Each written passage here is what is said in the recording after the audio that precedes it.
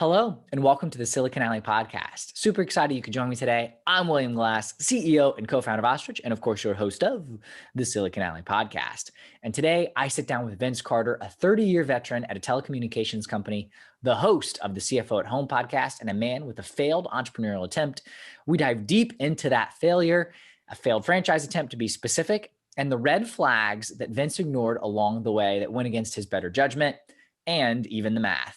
You'll hear Vince share his experience in corporate America and why the best investment he made was the first $100 that he invested in his 401k. A little background on Vince. Vince Carter is a podcaster, husband, father, and 30-year veteran of corporate America, holding a variety of positions in telecommunications, technical, and financial management. He's also a self-described money nerd, spending his spare time consuming articles, books, podcasts on the subject. He holds an MBA and a certificate in financial planning from Florida State University, and has completed Ramsey Solutions Financial Coach Master Training. Say that 10 times fast. Vince has also served as the CFO in his own home throughout his 25-year marriage, and has two sons, both currently in college. Vince started the Cfo Home Podcast as a way to provide help to others like him who are in charge of managing their family's finances.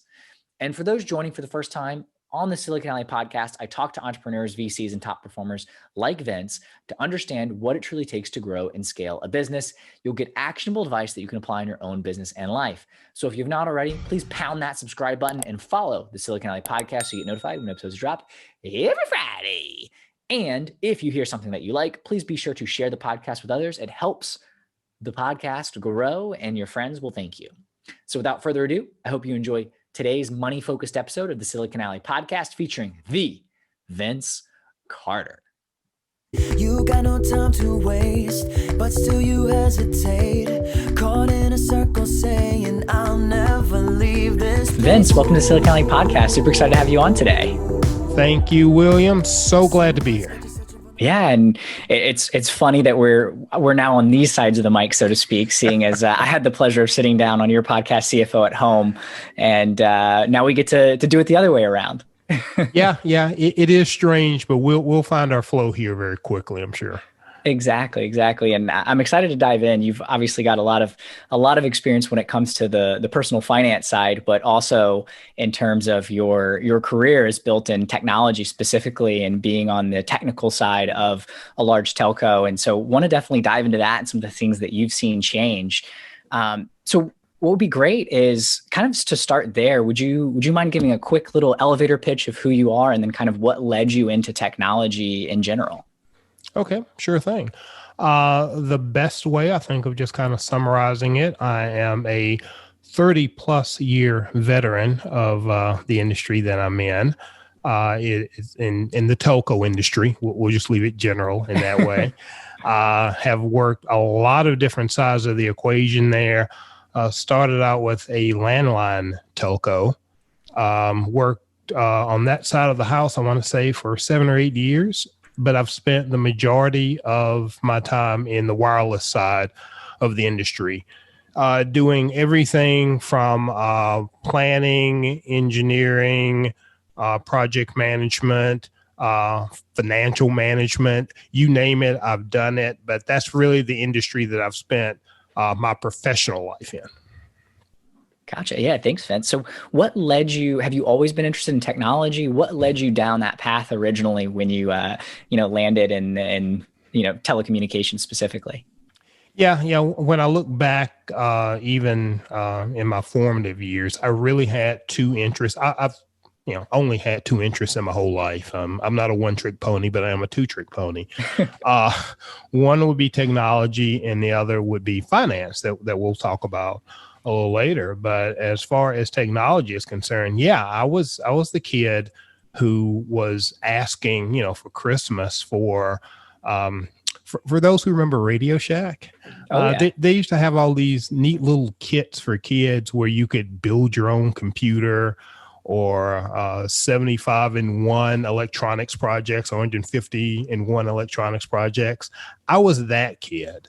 So as long as I can remember, I just had a natural, really curiosity. I guess at that time we thought about it more as electronics, that type of thing. But electronics, computers, and really it was right along the timeline when these things were really developing. So I think that was kind of fortunate timing for me, because I have seen the computer industry develop from nothing, all the way from my Commodore 64 I had when I was a kid. So it's just always been a natural interest for me. Gotcha. Yeah. So yeah, wanting to put together and create things and build things. So yeah, what was that like? You know, obviously you've seen things change. What are some of the changes that you've seen when it comes to technology over the course of your 30+ year career in the industry, and some of the things that you're excited about in the future, technology wise? Yeah, and particularly in telco, and it's kind of odd to even refer to it as telco now, because it is so much more than that. Yeah, what would you refer to it as then? We can throw telco out and use the proper terminology. I haven't found the new term. Okay, it's just outdated. It's just only yeah, it is, and I think we're all kind of searching for a new terminology, but.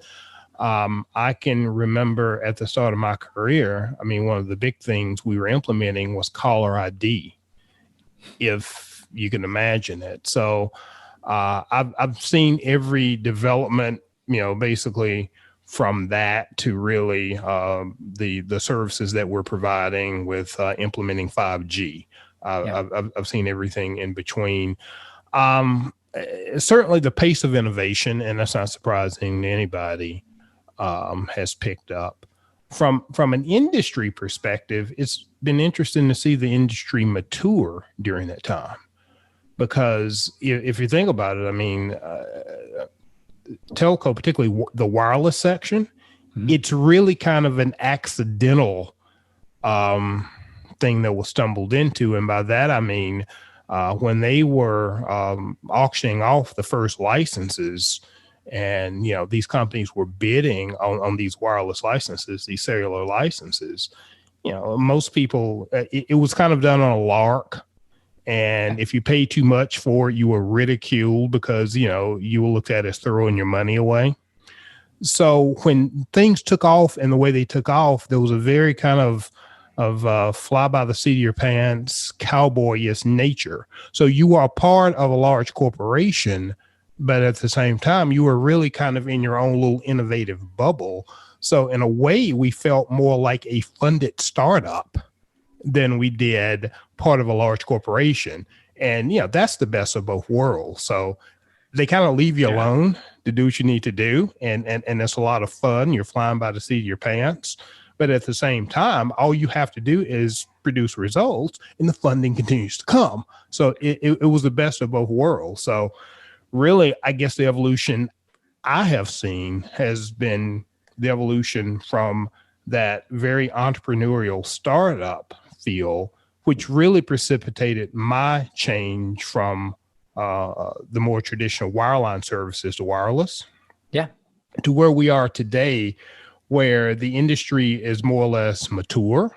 Mm-hmm. So we're not, you know, in the playpen anymore. We're not, you know, the whiz kids that you just leave alone and you just throw them money and, you know, you're making money hand over fist. It is it's got everything that a mature business has to deal with now. Gotcha. Yeah. We've gone from that startup phase to now it is a mature business with all the things that come along with that, and expectations and hierarchy or bureaucracy or things like that end up coming into play. Yes, sir. What was it like, though, or in the early days, you know, being in, as you said, that sort of the best of both worlds, and the kind of having the funding, almost unlimited funding, but also being left alone to really go innovate? Well, and again, it was kind of the best of both worlds. So you didn't have the worries that you would have if you were a true startup in terms of, you know, pitching and venture capital and all that good stuff. You know, the big faucets were on as far as I was concerned. Now you had to execute to make it happen, but as long as you executed, I mean, in any part of the business, I mean, particularly and I'm talking, let's say, 90s, maybe through the early 2000s. Okay. Wireless was the cash cow of any corporation that it was a part of. And when you're a part of the cash cow and you're the golden child, I mean, that's a great place to be. Plus, organizations were very flat. So you're in an office pretty much with all the decision makers. And literally, I was a part of teams that were responsible for deploying networks, like in the town I lived in and in the area I grew up in. And it was pretty neat to be able to do that and just kind of live it to the extent where you're doing what you're doing Monday to Friday. And maybe on Saturday, I don't know, you're at the mall with your family and you're trying to get a cell call off, and you get a fast busy. It's like, oh crap, we need to do this, that, and the other. And you go home and you're checking stats. It's like, what's blocking, that kind of thing. So you felt so connected to it that it was really that kind of immediate feedback. I mean, literally, not only from you, your friends and your family knew what you did for a living, which sometimes that's not so great. I got a problem, can you help me with it? But really, you just felt like you were part of this very tight-knit, innovative community. Yeah. I mean, you essentially described what a lot of people like about startups, with being able to be close to decision makers and being in the same room. And it sounds like you were really able to do that. And then also being close to customers, living it, as you said, taking calls and finding bugs, so to speak, and being able to go figure out why are you not getting service or things like that. So it's really interesting. There's a lot of parallels I see to, what people typically think of as startups today and the benefits being in that corporate environment. Right. So imagine having all of that and a rich uncle who can help fund it. That's basically where we were. Yeah, that's awesome. Yeah, exactly. That's why a lot of people like to go that VC route, right? That's their rich uncle, so to speak. So it's really interesting hearing, the corporate side, because I tend to talk to mainly startup entrepreneurs and people that don't have that kind of backing, so to speak, unless it's from the VC world. Right. What are some of the other things that you've learned over your 30 plus years at the same employer?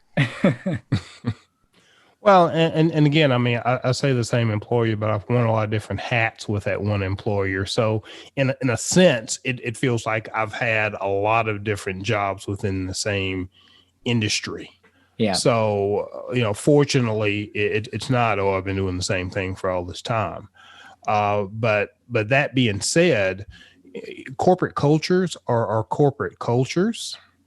And at the end of the day, particularly as the business has matured, you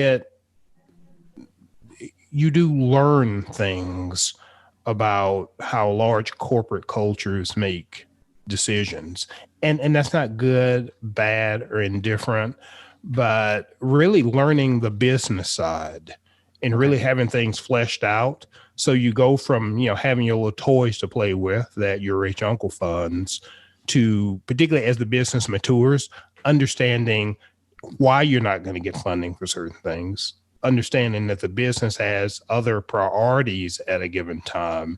And you really have to start to look at what you're doing in the context of what a larger corporation is doing. So that's been a lot of the learning. I mean, I feel like now, not only do I still have that core of innovation within me, but I understand the basics about the trade-offs that large corporations need to make in order to meet their goals, and really also keep their stockholders happy.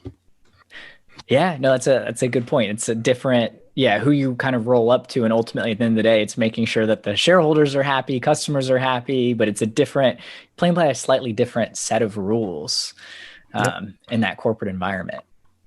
But I think one of the things that I want to point out is that you said that you haven't been doing the same thing for 30 years. And I think that is really important. And the experiences that I've had in the corporate world, and when I've talked to other folks that have gone the entrepreneurial route, it tended to be that there wasn't a clear path to that next challenge. It was sort of doing the same thing over and over again and wanting more and being able to grow and develop. So it sounds like you've had that opportunity.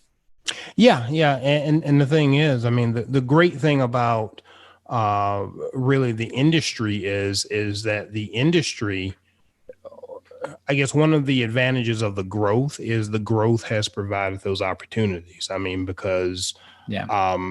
when I say the same employer, we probably I'm on my sixth or seventh different name that would be on my check if I still got a physical check.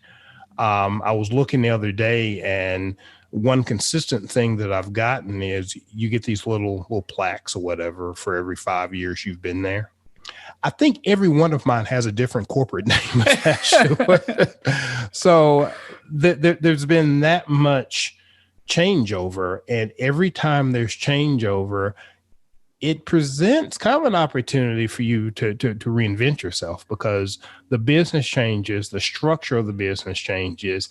Yes, some duplicated functions get maybe eliminated, but also you end up doing business a different way. Mm-hmm. And if you kind of keep your eyes and ears open and kind of prepare yourself, it's a great opportunity to slide into that next opportunity.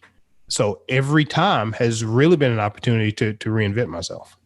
Yeah, no, I love that. I love that attitude as well, because I think that that's really important. It would probably be easy to see as things change. When you were in kind of that scrappy startup stage, and then things move to a more mature stage, and things are changing. It could be easy to be like, man, I really want to go back to that, but instead finding the opportunity in the shifting, I guess, underlying name of the company and opportunities that presented themselves as the technology and the business matured.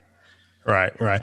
Yeah. I mean, the whole thing about being comfortable with change, because when you're a part of a large corporation, there is a tendency to want to get comfortable with things. I mean, Big Brother is taking care of you. I don't have to worry about anything. That's one way that you can play the game.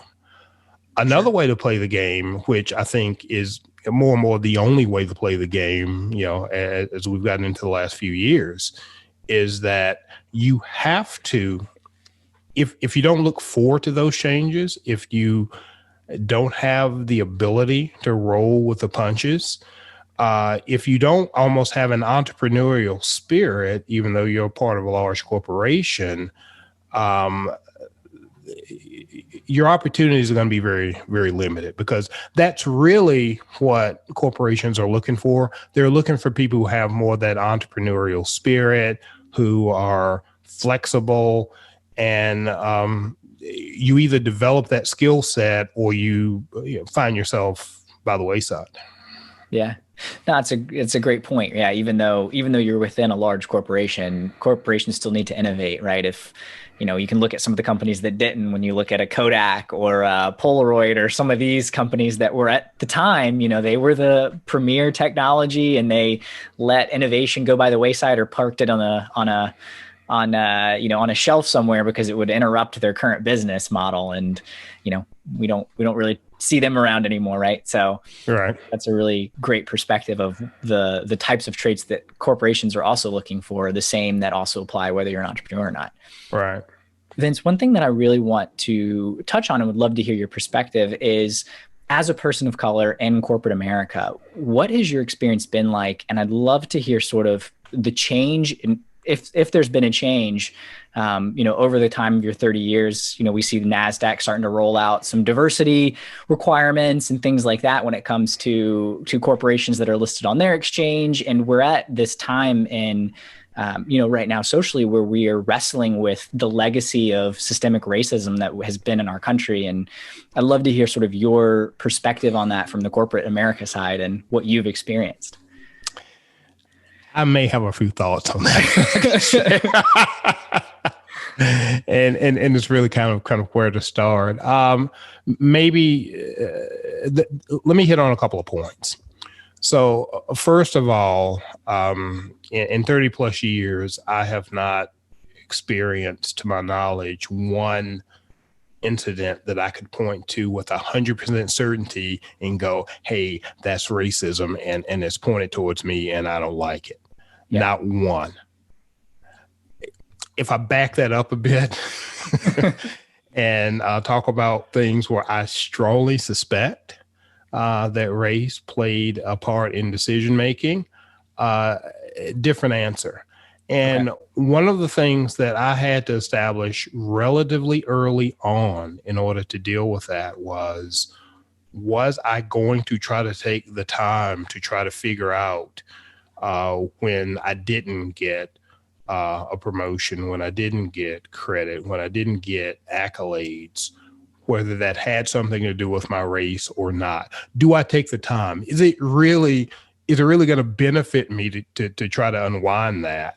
And I had to make a decision pretty quickly that no was what was the decision I made. So I more or less function under the assumption that in all of those incidents, X amount of time, it may have been because I was legitimately not qualified. Y amount of times may have been because, maybe the person I was interviewing with or whatever just didn't like me. Some people like me, some people don't.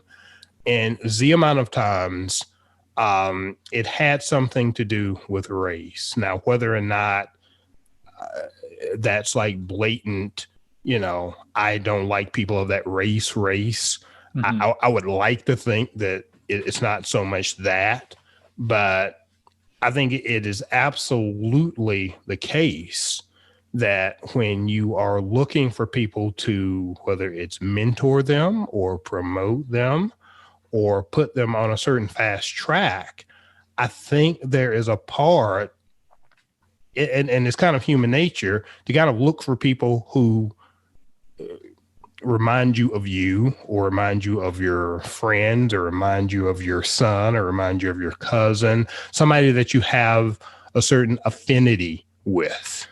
Sure. So I think that is a tide unless you have blatant policies in place to check that, to kind of help that part of human nature be corralled, that's just going to happen. So it's just something that I've had, to learn to live with. I mean, there have been opportunities that were open to me, and if I were a betting man, I would say that, and again, I wouldn't necessarily say race, but the fact that I was not, is it more the unconscious bias? Is that what you're? Yeah. That's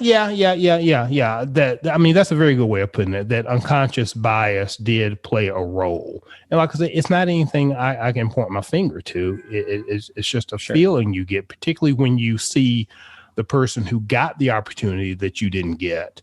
And, you kind of start connecting the dots, Yeah. No, absolutely. And I guess first off, it's a good thing that you haven't experienced that. And I'm sure if you had, you probably wouldn't still be at the same employer in that same role. So, naturally, I think that makes a lot of sense. In terms of, how can we start to control for some of these unconscious bias? I'm not asking, for you to solve this for us here on this call, but what are some of the things that you think we can implement, whether it's in a startup environment or a corporate environment, to help support people of color and folks that aren't represented currently to the degree that they should be? Well, I will say this. I mean, and, particularly through the events of the last year or two, I have seen my employer probably make the most sincere steps in that direction that I've seen in my entire career. And that is very encouraging. Yeah. In terms of, and I would have to say that the biggest thing that I've seen, and it sounds simple, is the willingness to have the conversations. Yeah. That there's been a lot of that promoted, from the executive level on down.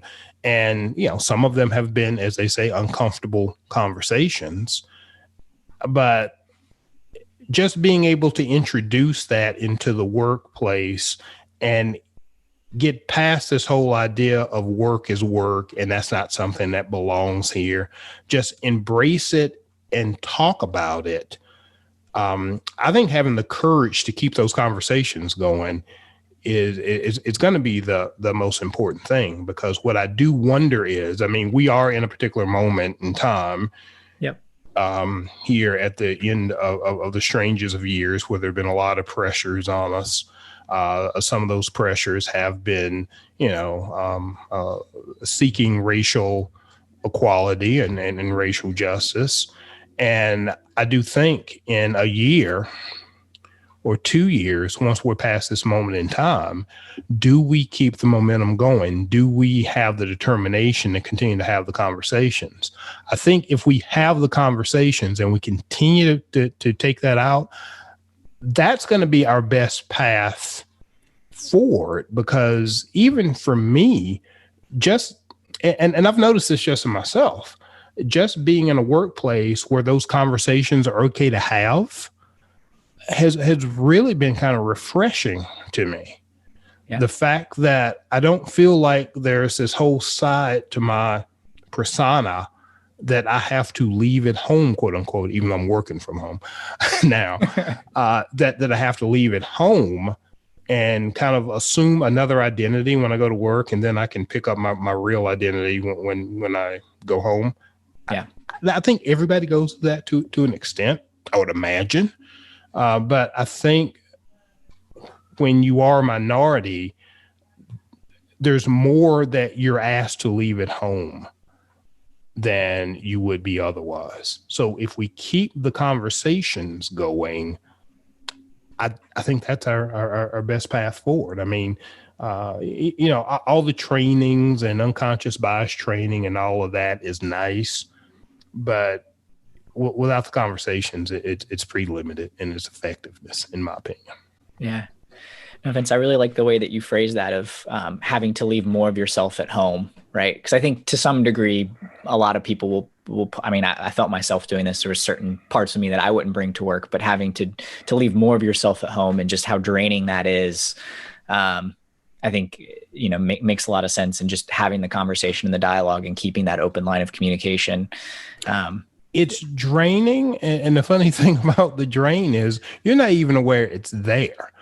Because, there's certain things that if you have been doing them for your entire career, and in some aspects in your entire life, you just kind of accept that for the way it is. When you're able to kind of step outside of that and really look at it, it's like, wow, that's a burden. If I don't have to do that, how much more capacity do I have to actually contribute to what I'm trying to do here to work? Yeah, no, that makes a lot of sense. And, if you look at it purely from an employer perspective, right, you want to get the best out of your people and the most out of your people. And how can that happen if folks don't feel comfortable being themselves? Right. And hopefully companies will understand that this is not just something that they need to take seriously to be good people or even to be good corporate citizens in the community. It's going to help your business be more effective. I mean, and I can see glimmers of that. I'm just hoping that it doesn't turn into the flavor of the day at some point. Yeah. And that makes sense, right? We tend to go through these waves, it feels like, in the United States, where this, racial equality, racial justice becomes really important for a few years. And then we get busy with other things. And then it comes back up, and it's kind of, we're in that moment right now. So we'll keep that conversation hopefully going, so it's not just a moment in time. Right. And we're in an interesting part of history here where I've already started to think it looks like we're finally seeing some light at the end of the tunnel in terms of our current situation with the virus, if you don't mind me bringing that up, and maybe go ahead. The conversation we're having here a bit. We're finally seeing some light at the end of the tunnel. What are things going to be like once we're more or less back to normal, and we're not kind of in this situation where we have so much time for self-reflection. Do we just, oh boy, I can travel again. Oh boy, I don't have to wear a mask. Oh boy, I can go to festivals again. Will we all just get so, nuts that we're finally released from this thing that we forget some of the lessons learned? Because I do think there's an association with all of the strange things that have happened this year. And there's kind of a connective tissue. And it's just my theory that, even the lockdowns that we've been under and the very strange environment, it's kind of amplified some of the other things that we've been dealing with. Yeah, no, absolutely. I think you're spot on, right? I think obviously we've had these issues around race that have been going on for, since the founding of the country. And this moment in time being locked down and everyone at home on devices and being able to see what's going on and take that time to reflect, I think has played a huge role in that. And also having the time for folks that went out and protested and did protests and things like that, like having the time to do that without worrying about how to get to work or working from home. Like there's a ton of things that people weren't traveling over the summer. So they had the opportunity to go out and show support. So right. Spot on. Yeah. So Vince, I want to transition a little bit in terms of, your experience having worked for the same employer for 30 plus years. Have you ever had that entrepreneurial bug though? You obviously got to experience a little bit in the corporate setting with the rich uncle. But have you had that entrepreneurial bug, and would love to hear about that if you have? Yes, I have. And it's kind of interesting that not only did it bite me at a particular time, it seemed to have bitten several of the people who I worked with. And I don't know exactly what was going on at that time, but I think maybe it was a part of kind of that evolution from being that more, innovative kind of cowboy company to being more in a corporate environment. And there were people who decided that, maybe the corporate, gig is not for me. And I was one of those who started to wonder, well, maybe, this has been great, but maybe it has a certain shelf life.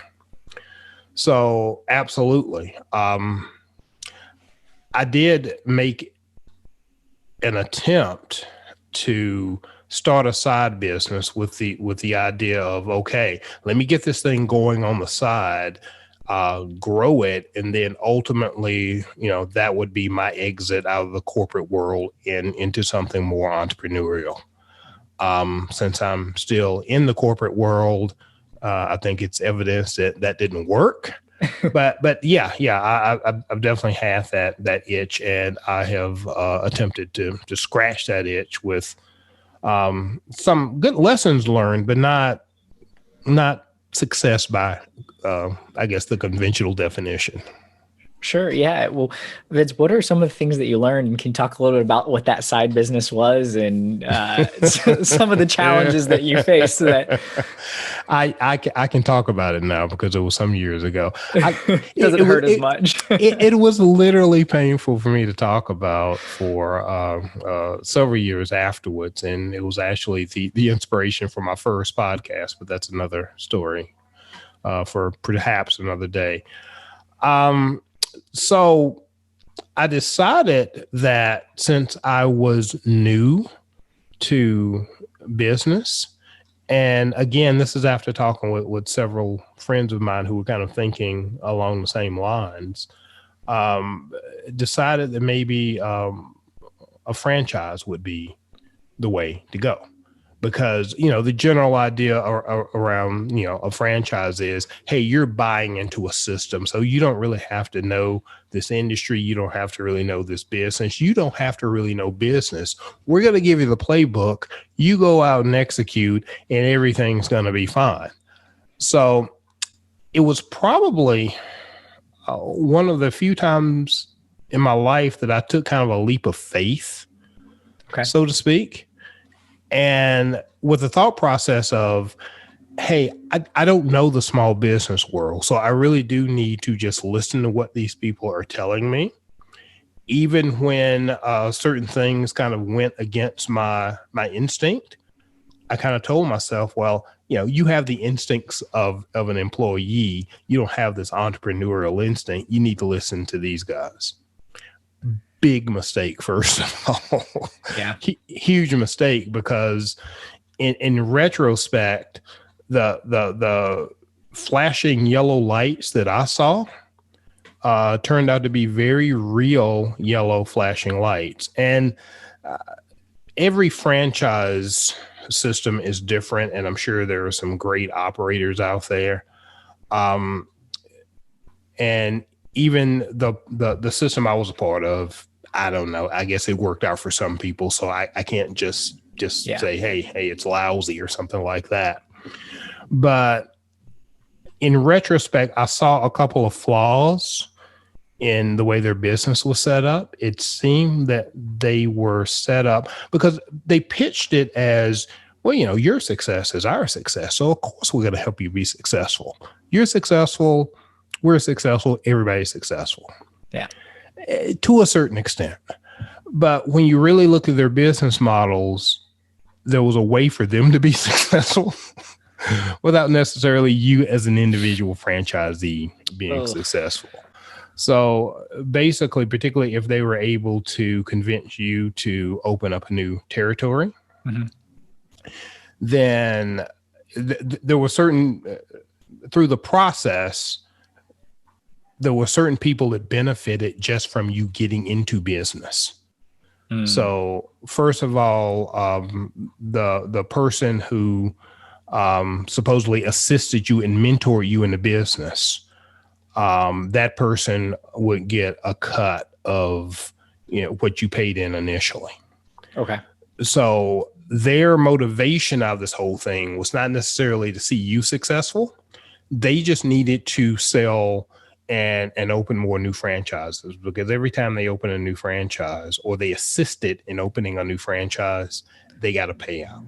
So right there, the person who's supposed to be advising you on the best way of setting up your business doesn't have the same objectives as you have. They just want you to get it open so they can get paid. I also realized that even the statistics that they use to talk about success, I know one of the big metrics they would talk about was the length of time their franchises had been in business. What they didn't track was how many franchise owners a certain business had churned through. So even long after I left them, they could pitch my particular franchise area as being a successful franchise area because it's been in business for 10 years. Now, the fact that you burned through 5 owners in 10 years was not a part of the pitch. And all of these things are things that if I just trusted my instinct, I would have seen right through it. I mean, I can remember trying to put my first operating budget together and calling the guy who was supposed to be my mentor or whatever they call him at the time, going, dude, I can't make the math work on this. And his deal was, well, you're being way too conservative in terms of number of customers in your first year. So, increase your customers and you'll be fine. It's like, okay. Without a real operational idea behind that in terms of, well, if I do that, I got to put more into my advertising and I got to do this, that, and the other. I learned a lot from the experience, but it's probably more of a cautionary tale than anything else. Gotcha. Yeah. So it sounds like they're looking for specific red flags when it comes to franchises. I guess the incentive structure for the person, I guess all franchises probably structured a little bit different, but the incentive structure for if you're the franchisee is your success long-term tied to the success of the overall franchisor versus just is it a one-time hit and done kind of deal. Right. Right. Yeah. Yeah. I mean, and had I realized that that would have been a red flag. Had I just trusted my instinct when I couldn't make the math work, because I never do anything unless I can make the math work. But like I said, it was one time in my life. It's like, well, I'm trying something new. They know what they're doing. I'm going to take a leap of faith. And one of the most important things I learned out of that situation is I was right the first time. If the math doesn't work, back away quickly. Yeah. The math doesn't lie, right? The numbers aren't going to lie to you. Right. Yeah. That's really interesting. So advice for anyone that is exploring a franchise opportunity, did you talk to any other folks that had success, or was it just sort of the mentor that brought you on? They were very careful to steer you towards certain franchise owners. So their whole spin was, there are these successful franchise owners. You go visit them, you talk to them, you go spend a day with them and really learn how the business works. Now, there may be a couple of franchises, closer to you in your area. I wouldn't go talk to them. They're not doing too well because they're not following the system. And, that's not going to be a good map for you. So go and visit these other guys. So again, being dutiful, I actually found two types of people I would talk to. Okay. If the people who I was steered towards talking to were like just the, super gung-ho, this is the greatest thing ever, I live, eat, and sleep this franchise type people. The others were very cagey in terms of you talking with them, because they were in the franchise. They didn't want to badmouth it. Okay. But at the same time, you could tell that, something was not right. Yeah. Again, a red flag that if I'd listened to my instincts. So yeah, definitely don't park your instincts, first of all. Seek independent opinions. Talk to other franchisees. Get the good stories, get the bad stories, get as much realistic information as you can get. And particularly if you are a person who has any type of business experience, don't shuttle those instincts, because there's nothing magical about what they're doing. At the end of the day, they're running a business. So if you can't make the math work, run away or walk away, maybe. and also do make sure that you understand the incentive structure. Each and every person that you talk to, particularly if it's the person who's trying to sell you on the franchise, make sure you understand how they're being compensated. Make sure you understand what their objectives are. And then look at the whole thing, particularly the advice you get from them, through the lens of, that's nice, what's in it for you? So a little, I don't want to say cynicism, but a little care in terms of really evaluating the opportunity. And also, and I don't know if this is the case now, something I didn't know at the time, is that by law, you have X amount of time to exit out of a franchise deal once you've signed it. Now, research that. Yeah, not legal or yes, tax or financial advice. Do your own research, but there could be. So I'll put it like this: understand your legal rights in terms of an out. One thing that I didn't do was I signed things that I didn't get a lawyer to review. That's probably the most realistic bulletproof piece of advice that I can give as far as that's concerned. I don't know the particular ins and outs, but odds are you're going to have a stack of paper put in front of you at some point where you're not going to be able to understand the ins and outs. If you're going to enter into something that has that much impact, that's going to legally bind you in that many ways, I didn't involve a lawyer, and I wished I had. So I would at least strongly consider having legal counsel to look over anything I signed.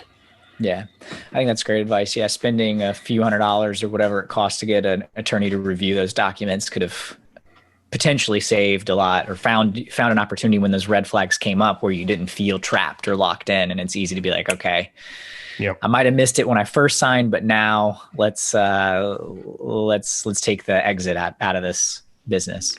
Right. And not to hang out on this particular subject too long, but can I throw in one more piece of advice? Feel free. Yeah. Another really easy way I could have saved myself all of the heartache was just listen to my wife. I'm going through this thing and I'm just focused and I want to do this. And, she's just, she was not for it at all. All of the red lights and flashing yellow lights that I was ignoring, she was seeing very clearly because she was not caught up in it. So I was kind of caught up in the excitement and the emotion. There was that emotional component that was blinding me.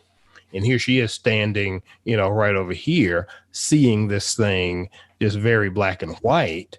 And to her benefit, she didn't want to, stomp on my dreams or anything, but she saw things clearly because she was not in an emotional state that I couldn't see. And if I had just said, okay, I'm, kind of caught up in this thing, but if you're not good with it, I'm not good with it, that would have pulled me out at a time where I was not seeing very clearly. Yeah. I think that's great advice, having that objective, partner that isn't as tied up in the emotional component. And yeah, I tend to find that that partners tend to pick up on things that you don't, they know you pretty well and can pick up on things like that. So listen to your wife. There you go. Vince, would you do it again? Wow. Would I do it again? I would do it again differently. Okay. If that's not skirting around the question too much. Because the whole idea of scratching an entrepreneurial itch, I would definitely do that again. Wading in the way that I did it, absolutely not. Okay. In terms of the money lost, and really in terms of, like I said, I couldn't talk about the thing for a couple of years. So, there were like emotional wounds there. So I would do it smarter. Yeah. Okay. So yeah, wanting to scratch that itch was good, learn some lessons, but if you're going to do it again, it would be done differently. Yeah. Speaking on that kind of emotional wounds when it comes to money, finances, obviously, you have a podcast, the Cfo Home Podcast, that talks about this. All right. Could you describe your relationship with money? My relationship with money, that's a very good question. I have a couple of guiding thoughts about money personally. One, and let me see if I can find a pithy way of saying this. I've felt for most of my adult life that the best reason to have money is so you don't have to worry about money. So to me, it's not so much about acquisition. It's not even so much about travel, although when we can travel again, I'm going to love to travel. I'm more of an experienced person than a thing person. So I enjoy my experiences. But at the end of the day, I don't want to I want to minimize the amount of my life I spend worrying about money so I can enjoy my life regardless of whether I'm enjoying that on some, nice vacation or whether I'm just, savoring my own peace of mind, puttering around my own house.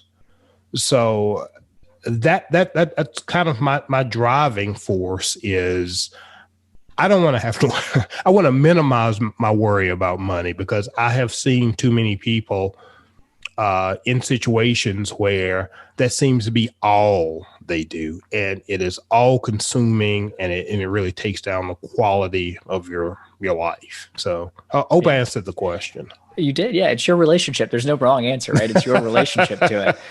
I really like that though, Vince, the minimizing having enough money to minimize having to worry about money essentially. Right. So Yep. have you always been at that place, or has that been a journey? And any thoughts on how folks can get to that same place? I think to a certain extent, I have always been that way. And when I say always, okay, so maybe when I was in college or maybe when I was in high school, I thought, well, yeah, it's as soon as I get, the income, I want to do this. I want to live here. I want to drive that. I mean, yeah, I went through all of those instincts, but I think a couple of things, kind of help counteract that. One, and some of this is just the way I was raised. My parents were fairly mature when I was born, and I'm fairly mature now. So my parents were like, Depression era, World War II, greatest generation type people. And that, I think, helped shape my relationship with money, because that shaped their relationship with money. So that's part of where I guess my thought process comes from. I think I lost your question. Yeah, it was how to get to, how have you always been in that place where the goal has been to minimize money as a concern? Yeah. I think particularly once I started my professional career. Okay. I figured that out pretty quickly, because again, it was really based on what I saw going on around me, and you're influenced by what you see going on around you. And it just seemed to me, and it's not like I was taking notes or anything, but just on a high level, I observed the fact that, people in my life that I knew who were consumed by money problems that seemed to just weigh on them constantly. So I had those influences in my life, and I had other people in my life. It's not like they had a lot of money, but the money they had it under control. And it just seemed to me that their lives, those are the lives I wanted to emulate. So really, it's really kind of looking around you, particularly when you're young, and saying, okay, who do I want to emulate? What lifestyle do I want to emulate? And looking at that from a holistic standpoint. To look at it from I want to be like that guy because he drives that car and lives in that house is one thing. But if you look at it in terms of looking and really looking at people and saying, okay, I want to be that type of person, then I think that is one valuable thing that you can do to lead yourself in that direction. So in terms of maybe how do you get there, in terms of how do you change that relationship with money? Again, people are all around you. You know people who are in all different situations. You don't necessarily know everybody's financial situation, but those that you do, take note. Take note of, people who may have the material things and may, take the trips and that kind of thing, but they always seem to be worried about money. Look at what that does to the rest of their life. So no matter how much stuff they have, do they seem content? Yeah. And then look at other people that you may know in your life. They may not have the material things that these other people have, but you never hear them really sweating money. Yeah. And they just seem to be more content. So just be observant. That's probably what I have to say on that. Yeah, no, I like that. And I'm going to kind of try to distill down what you said, at least one way that I interpret it as saying, there's the surface level things of the flashy money or the flashy car or big house or all that kind of stuff. But what you're really saying is look for the people that have the character, right? The character that you want to emulate and specifically when it comes to finances. And those are the people that you want to latch onto versus the, let me flash all the shiny things, new things that I can buy and all that kind of stuff. Right. Character and contentment, because I actually believe that's a thing as well. And particularly, in an environment where we're becoming more and more sensitive to, people's stress levels and anxiety and that type of thing. I mean, really take a look at yourself and how you want to live your life in terms of stress, in terms of anxiety, and just be intellectually honest with yourself and realize that how I manage my money has an effect on those things, and just make your choice from there. Yeah. I love that. I love that response. I think it makes a lot of sense, Vince. In terms of what you're doing with the Cfo Home Podcast, how does that tie in? And can you talk a little bit about what led you to start that and talk about money and finances and, being, as the podcast states, the CFO at your house, at your own home, and what led you to start that? Well, I'll go back to the top of our conversation. Two-trick pony my entire life. One is technology. The other is finance. The other thing, when I was not buying kits from Radio Shack, when I was a kid, I can remember, and this is when, the nightly news was a thing, the evening news. And, I can, remember my old man coming home from work, and that's exactly what he'd do. He'd, turn on, watch the evening news. And as a part of that, there will always be, the Dow Jones did this, that, and the other today. And I can remember asking questions about that. So again, it was kind of a natural thing that I've always been interested in. So I went from that to really during the era of talk radio. I was really kind of just starting my professional life. I spent a lot of time in the car. So I started logging time with the Dave Ramseys and those people. And I found that there was kind of a certain kindred spirit there. And it's like, wow, these guys, I think like I think. This is great. And I can remember having the thought of, wow, isn't that a great thing to be able to do, to be able to broadcast like that and talk about money and talk to people about money and give them advice and talk to people and all that good stuff. But, at that time you think about it, it's like, that's radio and that's for professionals, little people like me can't ever do that. And then comes along podcasting. So actually those two things just kind of fit together.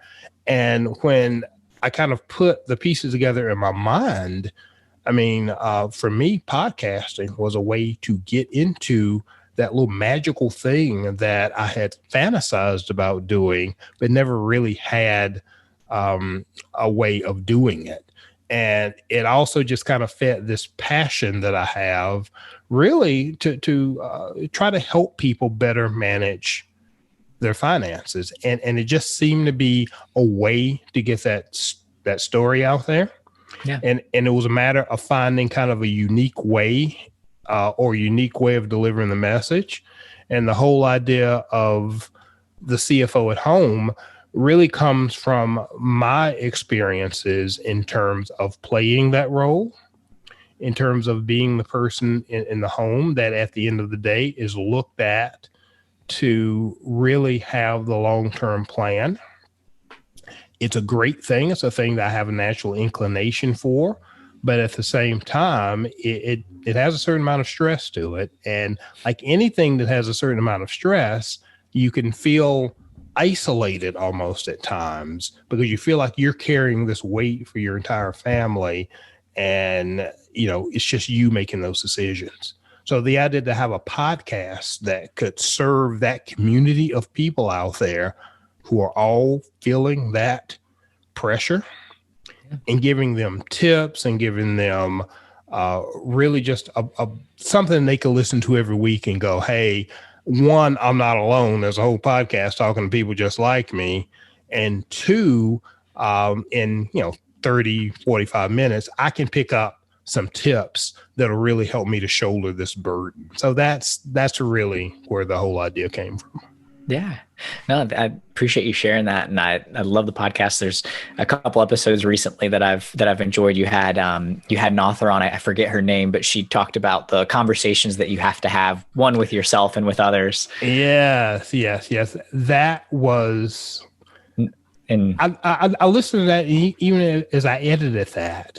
There's just some episodes you go, this is exactly what I'm trying to do. And that really came together great. It just hit the nail on the head in terms of, okay, for this one episode, I accomplished exactly what I was trying to accomplish. That's awesome. Yeah, it's a great feeling when you get to the end of an episode, edit it, and you're like, this one hits the right spot. Yeah. Vince, in terms of success, right? You've got a successful career, family, podcast, all these things going on. How do you define success? Like, what does that look like for you? Success at this stage in my life, success is really, for me, whatever you find fulfillment from at the time. And for me, that's been a very dynamic thing. Okay. I mean, for a long while, success was getting certain accolades on my job and proving myself in certain things and getting positions and getting promotions and that kind of thing. That was success. And that's fine for a season. There's nothing wrong with that. But you also have to realize, I had to realize when that was no longer it, that was not my sole or my primary measure of success. Yeah. So it's really whatever fulfills you at the moment. Right now, a lot of success is growing the podcast, maximizing that is one of my current passions. And even on my day job, I manage people now.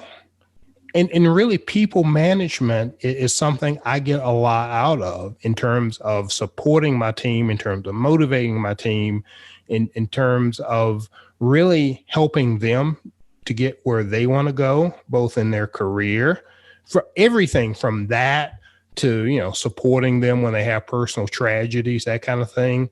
Really, I mean, in that sense, after 30 some odd years, I feel like I'm the mentor now, so to speak. So that's my fulfillment. So again, same job, 30 years, still getting fulfillment, just different types of fulfillment, and just identifying what your fulfillment is and going after that. To me, that's success at any given moment. Yeah. I think a great way to paint success, right? That fulfillment's going to be different for everyone and it'll change over time. So being able to identify that and pursue that. Yeah. I like that a lot. I want to touch on one thing specifically, Vince. We kind of talked about in the corporate environment, but I think it's really important. And obviously your expertise within personal finance and interest, but in terms of people of color building wealth, it's one of the things that is there's an additional layer of challenge and context there. And I'd love to hear your experience, your take on it. Having been in the personal finance world and obviously lived through that yourself, building wealth for your family. What's that been like? Okay. And I'm so glad that we just didn't end it and we didn't have a chance to address this one because I have a few things to share. In terms of building wealth, first of all, and this kind of ties back to some things I've been listening to recently. If you look at how we've built wealth in this country over, that the average person has, there are really a couple of things you look at. Real estate and the stock market, to kind of make a long story short. Now, for both of those, you have to have the income in terms to be able to play in those arenas. But those are kind of the two paths. So the first part is just continuing to be able to establish be it your own business, be it a corporate job, be it something that provides you that steady stream of income to be able to invest, whether you're going to invest in real estate or invest in the stock market. There are a lot of different opportunities out there. There's more than one way of doing it, but you have to have the consistent capital to be able to put into one of those areas or another. Mm-hmm. And that's one thing that we have to do in terms of ensuring that we really have the table stakes to play the game, first of all. Yeah. Outside of that, some of the doors that have been closed to us traditionally, I don't think are as closed in terms of real estate. I mean, historically, Blacks in this country have been locked out of really a lot of the boom times in real estate in terms of being able to buy, personal properties in areas where they were really going to explode. And the great thing about the stock market is that is open to all, mm-hmm. As long as you have the capital to play. So I think just kind of building it fundamentally, it's a matter of one, having the capital to invest, and two, having the knowledge to be able to play the game, because it's kind of a long-term game. Whether it's real estate or whether it's investing, it's not an overnight thing, and it's generational. So for so many people, particularly people of color, this whole thing about building wealth, this is a first generation thing. So it's not like you have necessarily a parent that you can turn to or a sibling you can turn to. And it's difficult, I think, at times to believe and be able to grasp that these things are available to you. So there's an educational component. Sure. And there's also that ability to have the capital to be able to play. I mean, I answer questions like for my nieces and nephews all the time in terms of like investing in particular. Yeah. And there's also a lot of information you have to cut through, because usually when I get those questions, it's more in terms of, well, I just download this Robinhood app, so, I want to be able to trade, Nike stock or whatever. And great principles that are being taught, but the discipline of just long-term, boring investing over a long period of time, it's not on their radar because that's not what they grew up with. That's not what they've seen modeled. Yeah. And it's not what the guy on YouTube they just saw is peddling. No, yeah. They want you to download Robinhood and Webull and all the other ones, so that way they get their affiliate marketing revenue and they're done. Yeah. So again, it's really having the income and the decent income to be able to both live a good standard of life, and if you manage it correctly, still have capital to invest. And then there's the education on how to invest. Yeah. No, I like that, because I think you lay out the problem in multiple layers, which obviously there's as you said, this is really first generational in terms of being able to help specifically, people of color, Black people specifically, to build wealth in this country, because we had 1950s redlining. There's a book called The Color of Law that really outlines real estate specifically, and some of the challenges that were built into the system. Even like, I didn't even realize this, but even like FHA and certain things that were like government programs. It wasn't just, private banks that were redlining. It was literally written into certain laws that we had, which was, crazy for me to think about, and opened up my eyes to just how deep, specifically when you look at real estate, this problem goes. Right. And these things are relatively recent. Mm-hmm. That's the other thing that I try to encourage people to understand. I mean, I've had discussions, particularly over the last few months with white friends of mine, where we have, I mean, the discussion kind of starts off on this basic level of, slavery was hundreds of years ago. What's the problem type thing? Yeah. Which you have to kind of tap into your patience to be able to answer that question, first of all. But once you tap into it, I've had to answer that question enough where I try to put it in perspective for them. I was born right basically in the heart of the civil rights movement. I'm in a particular position where by the time I became aware of what was going on around me, the country was kind of repenting from all of that. So I don't remember any of that, but it was like right on the cusp of literally me being born. So me being born at a time where I don't even know if my parents could vote, that kind of thing. Wow. Yeah. So I don't have to go all the way back to slavery to explain anything. As long as these things are things that happen within my lifetime, these things are recent. These are things that we're still battling back from. So yeah, legal redlining does not exist, at least to our knowledge anymore. There are still social things, trust me, that'll keep you from buying real estate in certain places, I believe, but it's not legal anymore. But those kind of things have literally been legal within my lifetime. Yeah. So the fact that we're still dealing with those things, it just makes it obvious to me that we're still trying to overcome a lot of these things that have left Black people and a lot of other people of color in this country in a disadvantaged position. Yeah. Yeah. I mean, the access, and then that, as we talked about, even within corporate America and some of the things in terms of access to quality income, things along those lines, there's so many different ways that we could take this where you're in the position where you can invest, right? Because as you said, to get into real estate, to get into the stock market, you got to have some capital that you can throw around.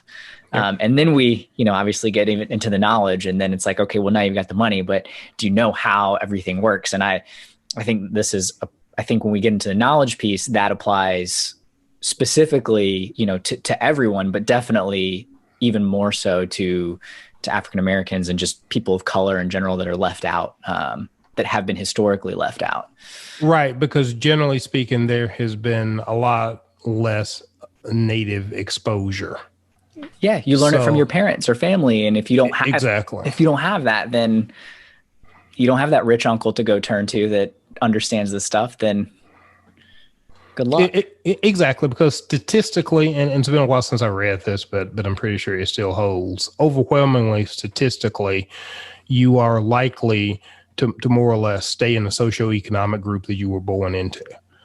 So to be able to break out of that kind of natural gravity, it takes a lot, and it doesn't happen overnight, and it doesn't happen easily. Yeah. So as a country, if we get to a point where we can just stop trying to dismiss these things and say, okay, we paid attention to this for, 2 years straight, give me a cookie and let me get on with my life, and really dedicate ourselves to it. That's the only path forward.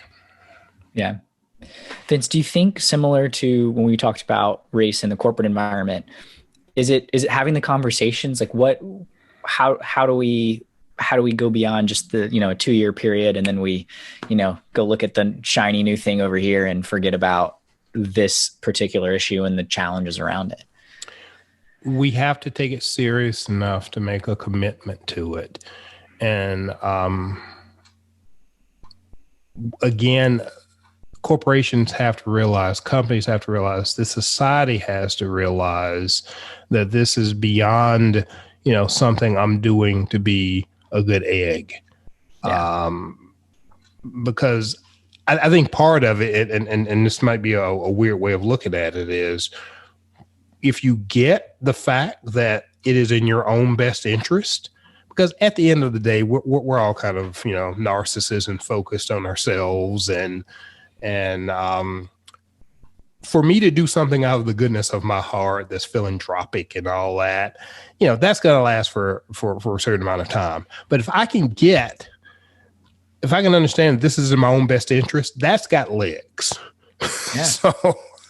So it's really just kind of making that connection to realize that for Black Americans, for minorities in general, to do well in a society, it's for the betterment of the entire society, which unfortunately, and I don't get off on the political thing, is 180 degrees from the political message, which is basically, if you got yours, watch that guy over there. He wants yours. He's going to take it. Yeah. So it's not that. It really is an opportunity to kind of thrive together. It's not zero sum. Yeah.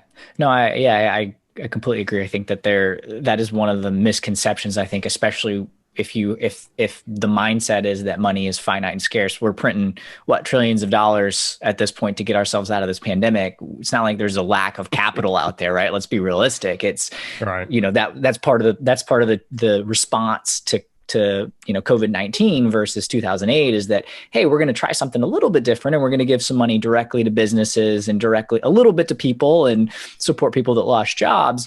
And you see that getting put back in the economy quicker, because if you don't have much money, you're going to end up, you're going to spend it, right, to be able to support basic necessities. And then you get into the whole concept around time value money and being able to get that to move quicker throughout the economy, but also percentage of income. If you give, another $1 billion to Bill Gates, he can't spend it any quicker than he can spend what he's already got. So right.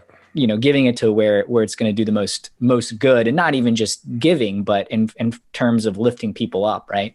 So, yeah. I mean, it's just like with individuals. I mean, if you want to know where a person's heart is, just look at their checkbook or their virtual checkbook. Nobody has a checkbook anymore, but just look at their virtual checkbook. Look at where they spend their money, and that's going to give you all the insight you need in terms of where their priorities are, where their heart is, and everything else.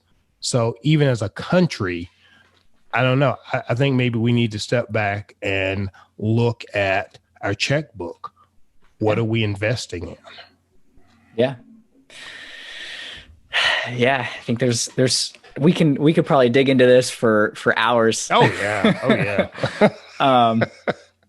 But I got a couple kind of quick rapid fire ish. You don't have to be super rapid fire, but sort of wrap up questions, bringing it back to you, Vince, specifically. All right.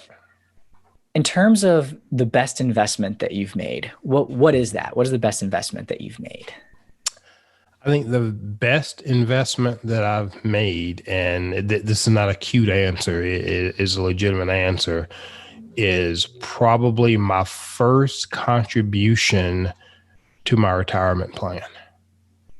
And there are a couple of practical reasons, and I've thought about this because I'm geeky like this. What is the value of that first $100 or whatever it is that I allowed to be taken out of my check and invested? The rate of return's got to be pretty good, let me tell you. So it's the best investment from that perspective, and it's also the best investment in terms of the beginning of forming a habit, a long-term habit of consistent investing. So I think without a doubt, that's the best investment. Yeah. I love that. Yeah. If you actually did the math on how much that's compounded and returned, it would be blow people's minds for sure. Absolutely. Now on the flip side, Vince, what is the biggest or dumbest money mistake that you've made? You remember that franchise I was telling you about? I do. How could I forget? Hard to beat that one. I didn't get into the numbers of that, and I'll steer away from specifics. But yeah, that burned up in a very short period of time. Definitely more money than I have ever wasted in my life. That literally changed the way that I funded my children's education. That's how much money got burned up during that time. I mean, we're there. They're both in college. God willing, we'll be able to get them, those 4-year degrees without any debt, which is our objective. And I think I like our chances. I'll put it like that. But that whole experience, we've been able to do it, but we would have been able to have done it just with our eyes closed, if not for that particular debacle. Gotcha. Yeah, I can see why it took you a while to open up and feel comfortable talking about it. Yeah. Well, thanks for getting vulnerable. And I think we've sort of alluded to some of this, but what would you say is the biggest challenge facing just everyday people when it comes to finances? I'll take this in a little different direction than what we've already covered and go a little bit more generic. This is just a thought I've had in terms of, and this is really kind of more of a generational observation, if you don't mind. Yeah, absolutely. I think if you look at my experiences versus the experience of somebody who is just starting out, somebody in their 20s, let's say, and I'll tie this back to this one employer deal. The great thing about that was I had to go to one HR organization one time, sign up for automatic deductions out of my check, and just let that run. All I had to do was not be stupid enough to tell them to stop. And that's been automatic investing that's gone through my entire career. Now, I've tweaked the percentages. I've done this and that, but I have been, except for maybe 1 6-month period during the franchise deal, that I stopped contributing in order to try to build my cash back up. I have been consistent over that 30-year career. Relatively easy for me having one employer. Yeah. That's not, that's unlikely to happen now. And they talk about, people in their 20s having, 15 jobs or 10 careers or whatever the stat is. Each and every time, they don't have the luxury of going to one HR place at one time, one HR department at one time, signing up and just letting it go on automatic.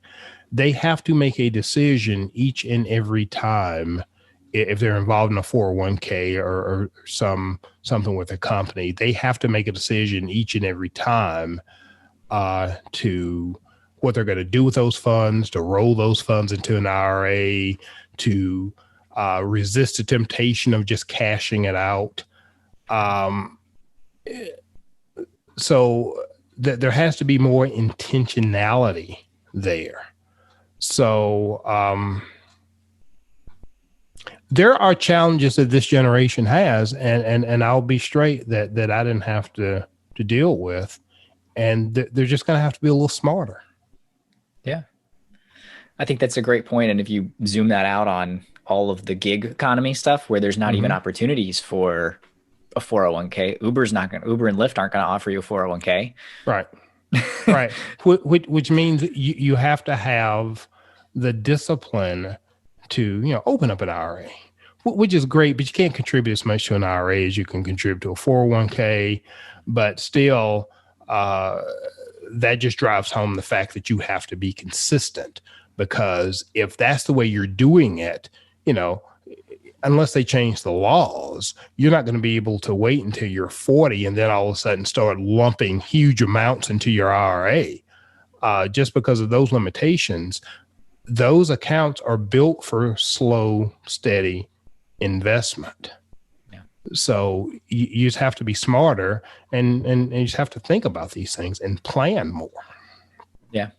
I think it's a great point, Vince. And, this has been a lot of fun. I really appreciate you sitting down and opening up and talking about your experience and some of the challenges that you face, and also just how you, look at personal finance and career and all that stuff. Cause it's been really, really fun and insightful.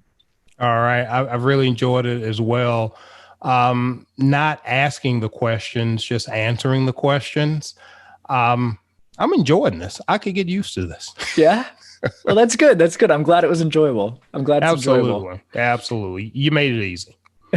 Well, I learned from you, so I got to mirror. Vince, I want to leave you with the last word. So anything you want to leave the audience with, and then also let us know how we can connect with you outside of the podcast.